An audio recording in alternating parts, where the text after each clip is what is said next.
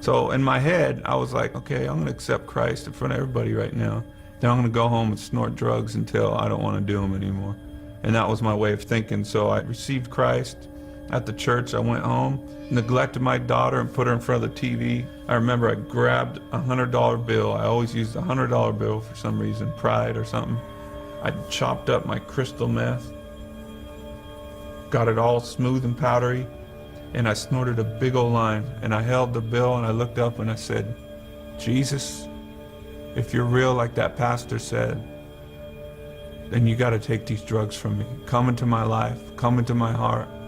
And I just got quiet. I said, search me right now, search my heart. And I stayed silent. And I said, you know I want to quit. You know I want to be a good dad for this kid. She lost her mother to drugs, and she's going to lose me if I don't quit. Amen.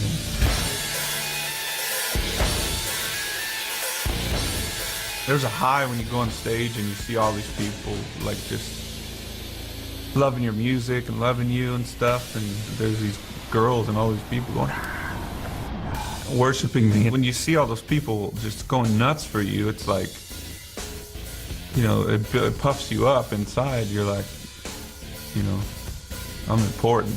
That's where drugs can creep in, and, you know, cocaine or whatever, methamphetamines crept in, and it all came from after drinking for me and my friends. And it seems like fun in the beginning. It's a lie, because it turns around on you. It starts to wear on your personality, starts to wear on your relationships, and everything is affected by it negatively. Everything.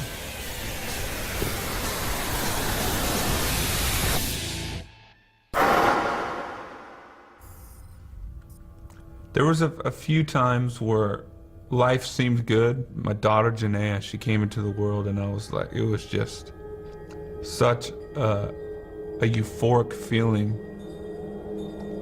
I thought my life could just feel like that forever, you know? It was like it was spiritual, just, I didn't know what was happening. I just felt so much love just fill my emotions. And I thought I was gonna be happy, but I just I couldn't stay sober. I didn't know how. I hit rock bottom. I had swore that I would never do methamphetamines again, because I saw what it did to my child's mother. It just took her feelings away and made her leave her kid. I just wanted her dead. I wanted to kill her. I thought she was a scum of the earth. And you know, how could she do drugs like that and let the drugs win her like that? So I never was gonna do meth again.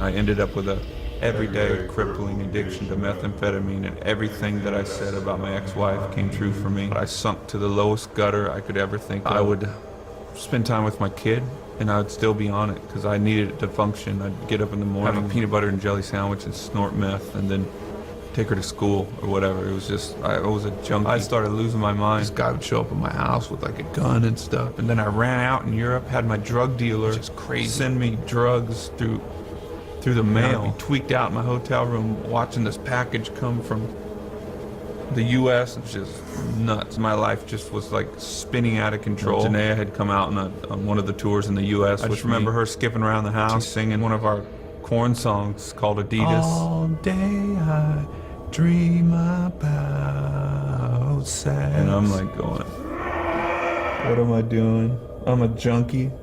My daughter's singing All Day I Dream About Sex. And I'm gonna die.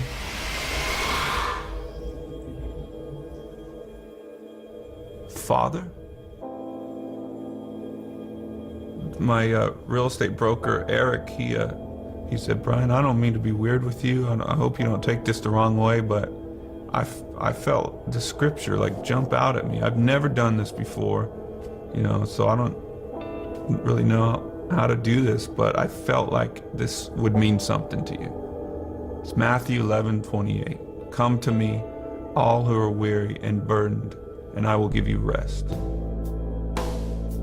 I remember all tweaked out. I looked up in the dictionary, weary. I looked up burdened, and I pulled the scripture apart and I was like, oh, I'm weary and burdened and I need rest for my soul. And I didn't know if it was real, but you know, they invited me to church a couple weeks later, and I had received Christ at the church. I went home, neglected my daughter, got it all smooth and powdery. Jesus, you got to take these drugs from me. Search me right now. Search my heart.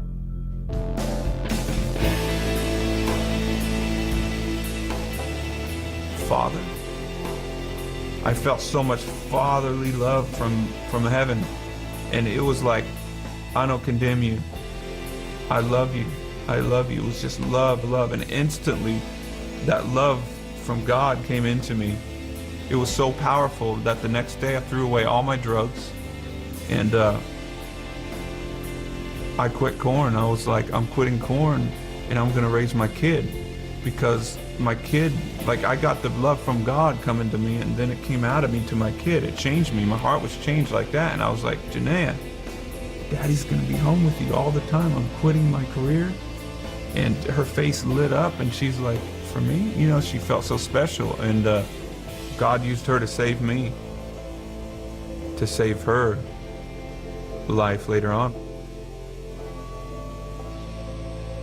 My dream came true way more than I dreamt about. I made more money. I played bigger shows. I mean, houses, cars.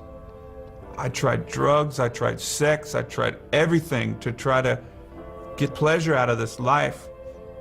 And I thought that I could fulfill my life with all this stuff by having my dream come true, and it came true, but it didn't fulfill it. When Christ came in, that feeling, he gives you the gift of understanding life, which is everything was created for Christ and by him, and we're created to be with him. And it's the most incredible feeling, because you're where you belong, and contentment is given to you in life because you don't have to look anywhere else, and you're exactly where you need to be, and the question about life is answered.